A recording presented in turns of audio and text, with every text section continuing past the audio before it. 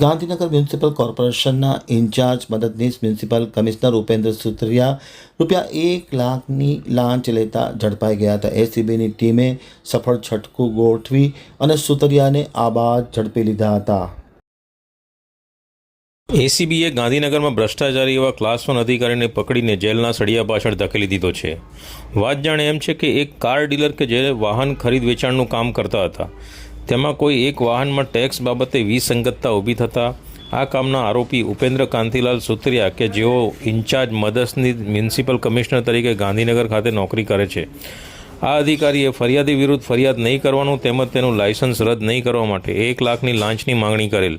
જે બાબતની ફરિયાદ એસીબીને મળતા ACB PI Shri MM Solanki નાઓએ ટ્રેપ ગોઠવી અને આ અધિકારીને રંગે હાથો ₹1 લાખ લેતા ઝડપી પાડેલ।